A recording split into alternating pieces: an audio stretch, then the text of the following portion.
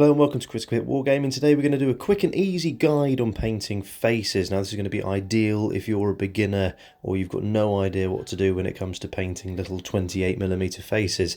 And this is the guide for you. We're going to use minimal colours, basically what comes in the starter set or what you can pick up for practically no money whatsoever. Let's get started. Now, when it comes to painting faces, there's a range of paints you can buy. There's like pre-made sets by Vallejo, the face painting set, the scale 75 set, there's loads of them. But we're going to, in this video, paint with just a few paints. The main ones you're going to want to buy for your collection are Arcadian Flesh Tone and Kislev Flesh. These are like the basic bread and butter of painting faces. But if you've only got the starter set, then you can use Cadian Flesh Tone and Corax White, and I'll show you how to mix those together to make a decent flesh highlight. Alternatively, if you want to create some like shaved head or shaved stubble looking effects, then you can use all these three together, and I'll show you how to do that really nice and simply. These are the models that we're going to be using. Got a bald guy here, so we can demonstrate how to paint that sort of face. The next guy we've got is just a standard Marine who's pointed in the wrong direction to what he's looking, but we'll ignore that for now and just paint him anyway. But he's just a pretty standard dude. And then the last one, we've got one that's got slightly more definition. It's from a different kit, which I think is the standard Intercessor kit. So a little bit more detail to work with there. What we're going to start with is Cadian Flesh Tone. What we're going to do now is get some out of our pot and put it on a palette of some sort. Here I'm just using the standard Citadel palette, but if you've got their palette pad thing that costs $800,000, then just use that. It's really important when you're using flesh colours that you water your paints down quite a lot, a little bit more than you would do for normal paints. The reason for that is because on miniatures, especially on their faces, there is a lot of detail that can very quickly be lost if you start using really thick layers of paint all over them. So you want to make sure that you start with a much more watery consistency. Now when it goes on over the model here, which I've undercoated blue, but it doesn't matter which colour you've used, the process is exactly the same. When it goes on the model, it's going to look really awful and there's going to be loads of blue showing through, but it doesn't matter because the water or watery effect will mean that it doesn't clog up all of that really nice detail we've got on the miniature's face. So go around each of your models and give them the first layer of Cadian Flesh Tone.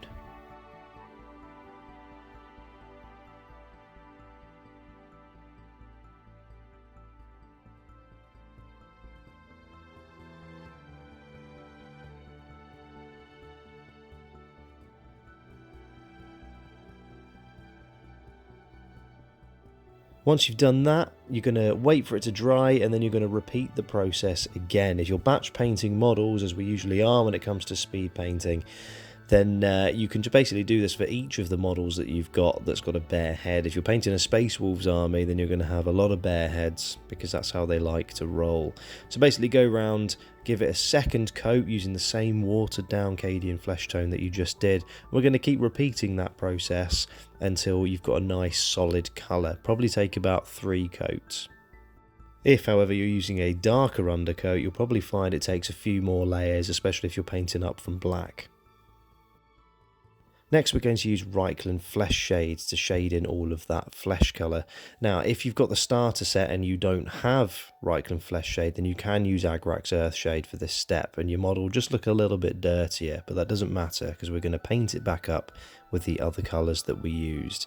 So, put a decent amount of Reikland Flesh Shade on your model or Agrax Earth Shade, but don't let it pool too much in the details because the same effect will happen if you leave too much paint on it. It will just dry and clog up the detail.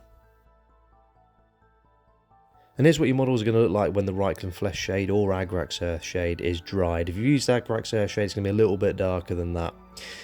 And here on these two models where their full faces are showing, there's a little bit more detail to see.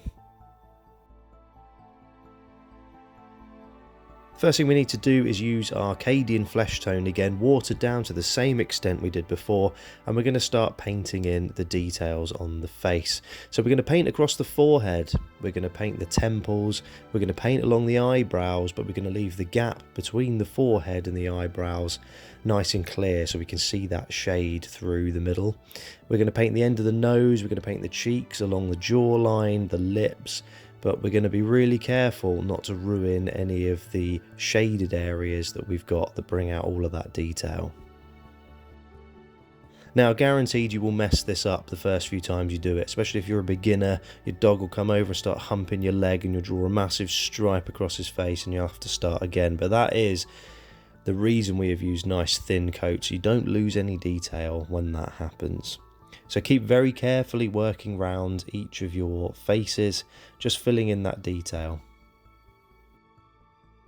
When it comes to bald models especially, you want to make sure that that gap between the forehead and the top of the eyebrows is nice and pronounced by not putting too much paint there.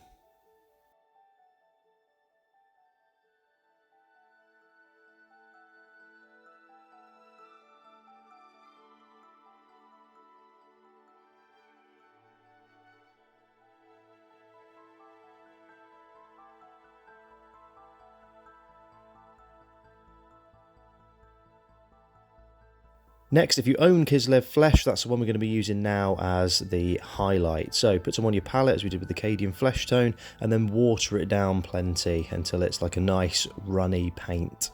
Not quite as thin as milk, but still pretty watered down. It's kind of hard to describe. So look at the consistency there. And we'll start putting on the model.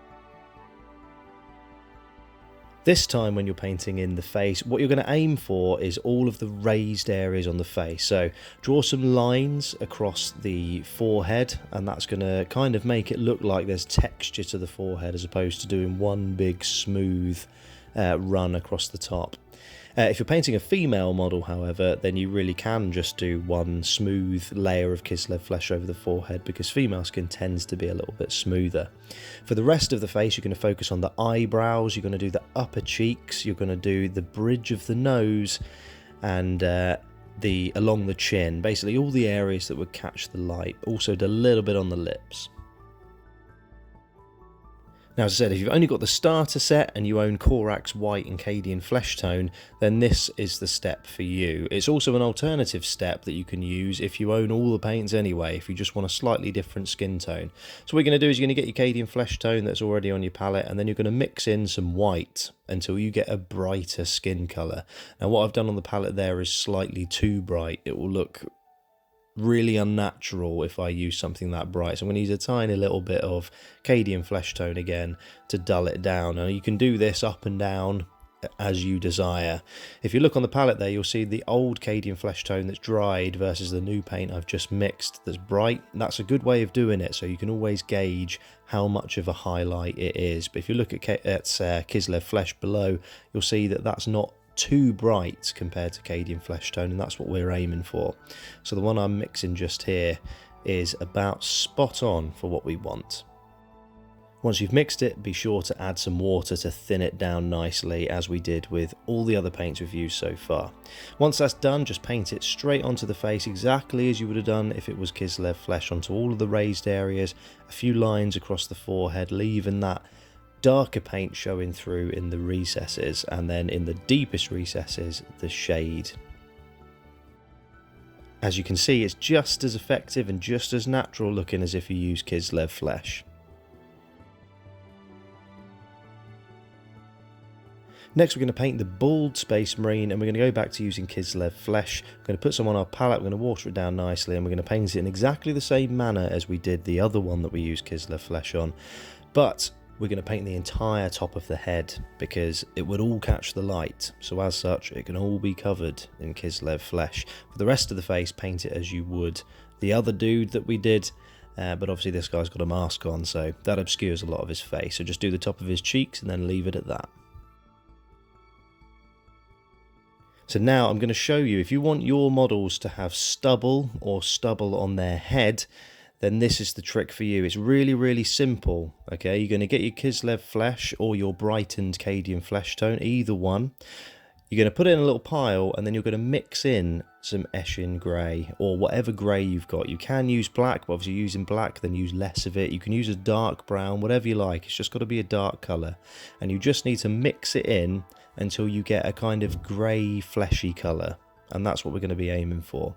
Once you've mixed it, add some water, because you want this to be watered down as much as the flesh colours that you've been using. Once you've got that colour mixed, you're then going to start putting it on your model. And what you want to do is aim for the lower cheeks, because that's where stubble would grow, obviously, if this person had a beard. You want it to go round the bottom of the chin, and if they have a gap over the top of their mouth and between their nose, then you want to stick it in there as well, where their moustache would grow. Because we've watered the paint down, it's going to be quite transparent, so you'll have to put a layer on, let it dry, and then add another layer and slowly build it up. And it's that effect that's going to make it look like it's blended into the skin and isn't just something that you've drawn on the bottom in a really stark different colour.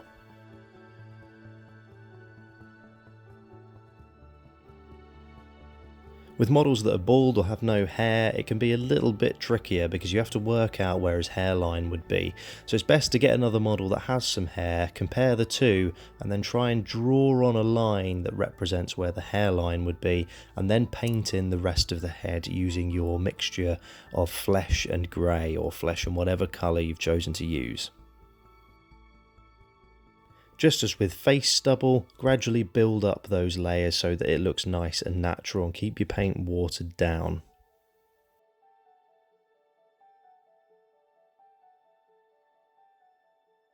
Once it dries, it will look something like this, and as you can see from a distance, it really just looks like he's had his hair cut really short as opposed to being bald completely. It's a really good effect. When all of your models are done, they will look something like this. That's with the hair painted and then with his mask painted. As you can see, it really completes the model. I haven't painted the eyes on this because this is just a beginner guide. This is just to get you started painting faces. The only thing I have done is painted a little white line on the left-hand model to show where his teeth are. That's a really simple step. It doesn't really need me to show you what to do there. But as you can see, although we've not painted the eyes, from a distance these models will look really, really good, and like you've spent ages and ages painting them, when actually it's probably brush on model about 5 minutes per model. It can look really good with not much effort. So for all those people who are worried about painting faces, or end up just putting helmets on their models because they can't bear the thought of even trying to paint a face, it's really easy. As you get better, you can start adding more layers. So this is one of my veteran intercessors for my ultramarines that I'm in the middle of painting, and as you can see, he's got a mohawk running down the middle, and I've used that stubble effect on the sides. Thanks for watching.